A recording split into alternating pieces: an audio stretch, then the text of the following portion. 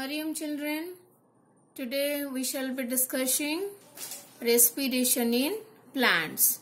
We have already completed photosynthesis of that same chapter. We shall be doing now respiration in plants. Before going to the chapter in detail, let us know what is photosynthesis. Let us recall what we have learned, right? So what we have learned in photosynthesis, it is a process in which plant take carbon dioxide and water in presence of chlorophyll and sunlight. It could able to prepare food. What type of food? Starchy food, or we say glucose, right? So it is a daytime reaction. This reaction happens in the day. But what the plant is taking? Carbon dioxide and oxygen. But plant is a living being.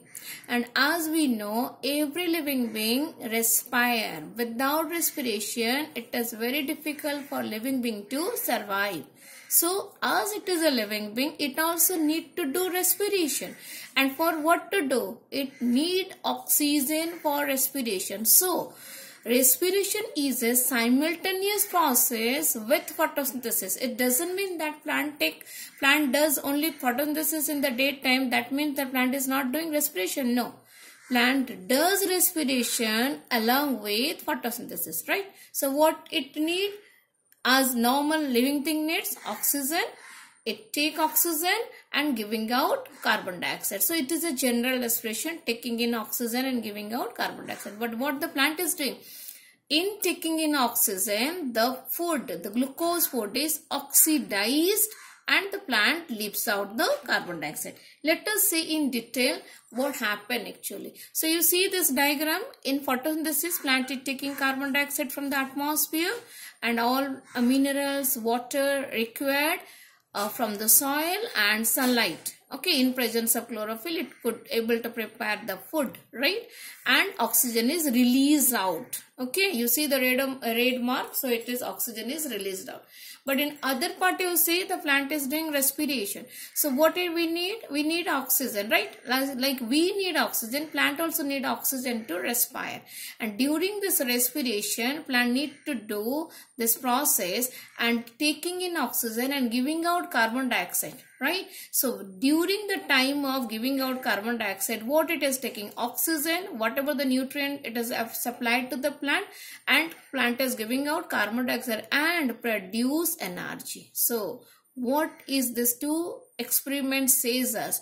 Photosynthesis is a constructive process. Rather, we say synthesis. It is a synthesis process or anabolic. So I am saying you three words. It is a synthesis process.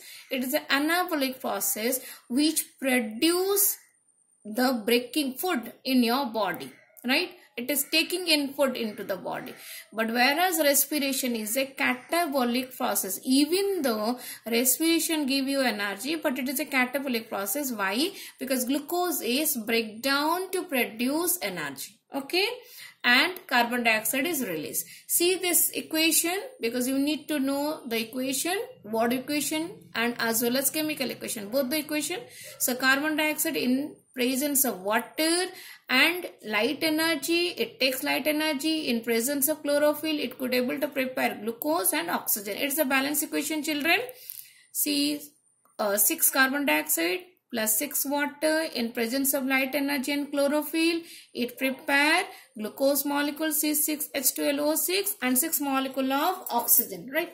But you see in respiration, it is just the opposite. What it is taking?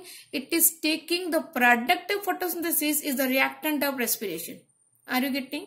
Product of photosynthesis is the reactant of respiration. Product of photosynthesis is glucose and oxygen, and that's become the reactant in respiration, glucose and oxygen. And what is the end product? You are getting carbon dioxide, water and energy, right? So energy in the form of ATP. So here energy currency is ATP, that is adenosine triphosphate. Okay, so it is giving you adenosine triphosphate molecule. That means 38 molecules of ATP is produced in the process of respiration. Okay, let us compare between these two process, respiration and photosynthesis. So in respiration, what is your input? Input is your oxygen and glucose, because glucose break down in presence of oxygen. Why? Because oxygen help in burning. Okay. And in photosynthesis, what are the input? Carbon dioxide, light and water. What is the product in photosynthesis? You are getting oxygen, glucose and water. But in respiration, you are getting energy along with release of carbon dioxide and water. And this respiration is occur in every part of the living cell, whereas in photosynthesis occur only in green plant, some protista and some bacteria. It is some bacteria are green bacteria, so there it is occur, right? And we will find respiration is occur in cytoplasm of the cell, and that is become anaerobic respiration. We will read what is in detail anaerobic, and mitochondria, that is aerobic, general respiration, which normally we continue with or plants continue with. And photosynthesis happens in the chloroplast, because chloroplast contain chlorophyll, right? That help in this process. And where the energy is coming? In respiration, energy is coming from breaking down a glucose molecule, and in photosynthesis, energy is coming from light, that is sunlight, right? And energy produced is what? It is ATP, in the form of ATP energy produced, and that is the end product is this. But here energy in photosynthesis carry out to process the light reaction, and this is light reaction, again it produce in dark, change into dark reaction, where the glucose finally produced. And the some processes are involved in respiration. You will see fermentation. Fermentation is another part of anaerobic respiration, glycolysis and Krebs cycle. And here we will see light reaction and dark reaction, and here we will find Kelvin cycle or photosystem, right?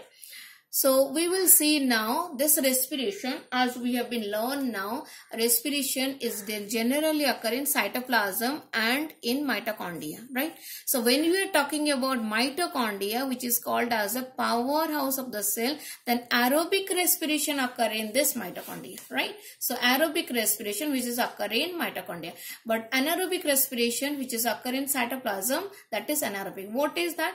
Aerobic respiration occur in presence of oxygen, which is the general respiration. Carbohydrate, it is all glucose molecule, it's breakdown. But in anaerobic respiration is happens in cytoplasm in absence of oxygen, right? Then let us see aerobic respiration, which is in a general cellular respiration. Also it is known as, why? Because it happens in the cell, and what happen here? Glucose in presence of oxygen, it gives out carbon dioxide, water as the end product along with ATP, that is 38 molecule of ATP is produced in aerobic respiration. So this aerobic respiration is common respiration in animal as well as in plant, right?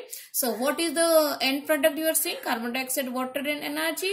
And what is the product, byproduct you are taking? Glucose and oxygen. See the anaerobic respiration. What happened in anaerobic respiration? What I told, it is in absence of oxygen. So glucose is breakdown in absence of oxygen to produce ethanol. It is an alcohol, right? C2H5OH. It is ethanol along with carbon dioxide and ATP energy. But in aerobic respiration, we saw it a 38 molecule of ATP energy produced, whereas in anaerobic respiration, only 2 molecules of ATP is produced. Right? You need to remember the balance equation over here.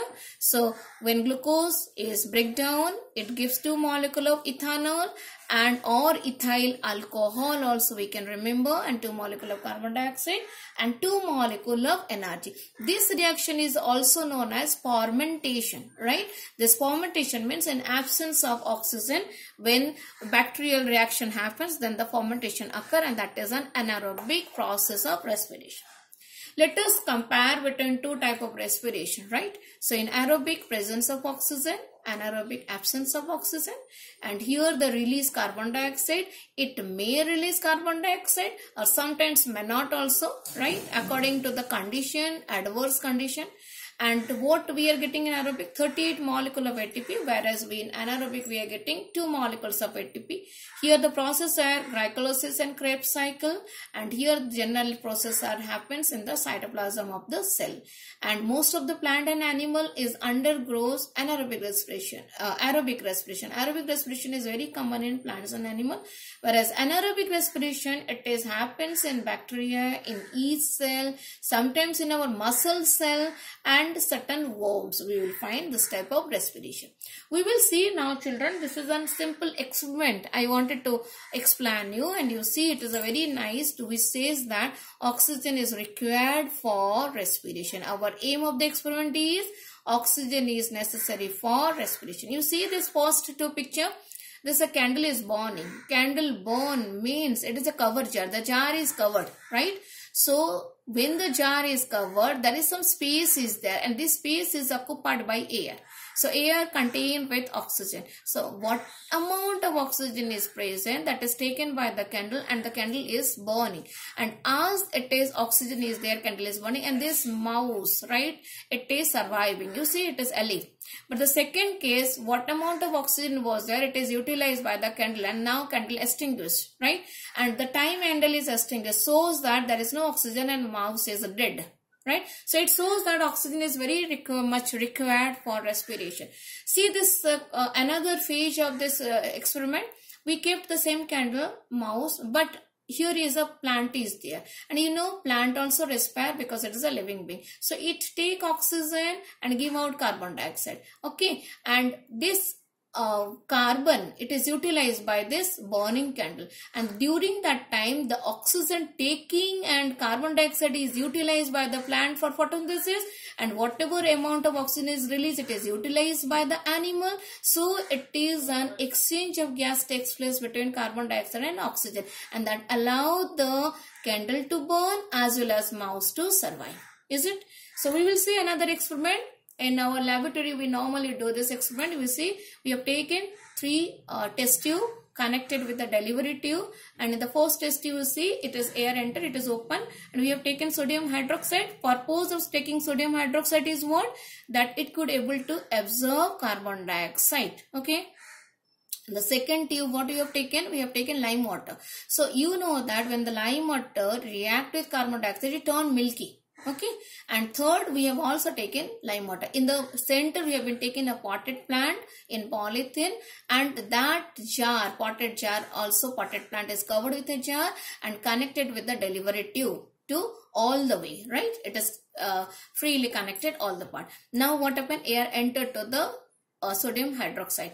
In sodium hydroxide, oxygen, carbon dioxide, everything enter. So carbon dioxide, when it is enter, it should be passed to lime water, right? And again the lime water is connected to this. But you see the lime water is not happening. This is the setup. And here whatever air is that, it is pumped out. Now look what is the result. This is the setup I do.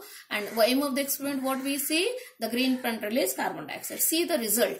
When air is enter, the sodium hydroxide absorb carbon dioxide. So whatever gas is released through this delivery tube, that is without carbon dioxide. So when it is without carbon dioxide, then there is no reaction happens in lime water. So lime water remain clean. Okay, no color change, and the plant is surviving, and because it is taking that much enough of respiration, means oxygen is that much available for the plant to survive. And what the plant is releasing? Carbon dioxide. When it is leaving carbon dioxide, this lime water when come in contact with carbon dioxide turn into milky. So it shows that oxygen is very much required for the green plant to respire. Let us see another experiment. This experiment shows anaerobic respiration. Here I have been taken, here it is taken some germinating seed, right? Some seed it is soaked overnight and it is germinate. And this second flax I have been taken, it is taken boiled seed. The seed is boiled. So children, remember, when we are taking germinating seed, it is a living seed. When we take boiled seed, it's a dead seed, right? And how we arrange? It is a wire gauge we can keep. We can keep a cork also, or simply we can take cotton. Okay, and there is a thermometer. This is a thermometer, you see, both it is a laboratory thermometer. We have been taken to thermometer, right? And now cotton wool, it is here cotton wool. You can put cotton wool, you can put cork also, right? And the thermometer is inserted into the germinating seed in both the cases, right? And what happened after some times? You will say the temperature, which was the normal constant temperature, the temperature rises where the germinating set is there. Look at to this red label, it is rises. But what happened to this second set, boiled set? The temperature remain constant without rising because these are boiled, so they could not able to respire. That means they are dead. Okay, and these germinating set are living sets, so they could able to respire. So this is that green plants need oxygen for respiration. So go through the chapter and read detail. Thank you.